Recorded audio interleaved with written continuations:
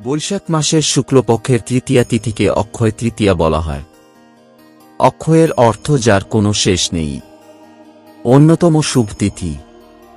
চলতি বছর অক্ষয় তৃতীয়ার উৎসব পালিত হবে শুক্রবার 10ই মে। এটি দেবী লক্ষ্মীর দিন, তাই একে যে কোনো শুভারম্ভের জন্য শুভ দিন বলে মনে করা হয় হিন্দু শাস্ত্রে। 100 বছর বাদে এই তিথিতে একাধিক শুভযোগ সৃষ্টি হবে, যার মধ্যে গজকেশরী যোগ, রবি যোগ সহ একাধিক শুভযোগ রয়েছে। অক্ষয় তৃতীয়ায় এই 5টি কাজ অবশ্যই করুন। 1. এই তিথিতে হলুদ বস্ত্র পরে বিষ্ণু পুজো করা উচিত। বিষ্ণুকে হলুদ ফুল এবং লক্ষ্মীকে গোলাপি ও সাদা ফুল নিবেদন করবেন।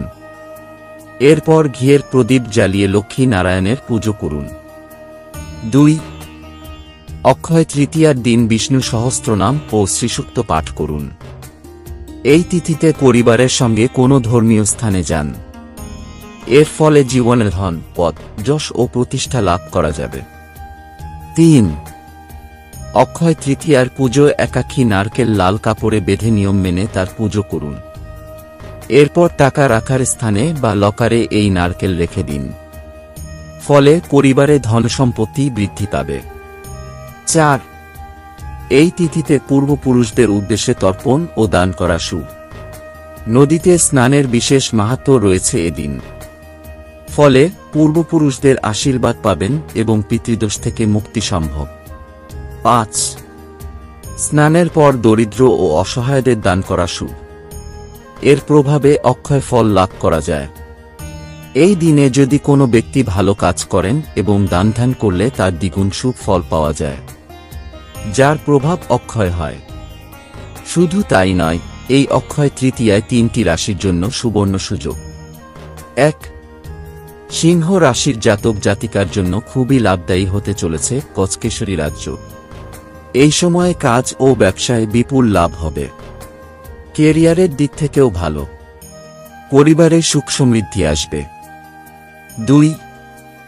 মেষ রাশির জাতক জাতিকারা হঠাৎ করে কোথাও থেকে টাকা পেতে পারেন। বিদেশে কর্মরতদের বিশেষ সুবিধা হবে।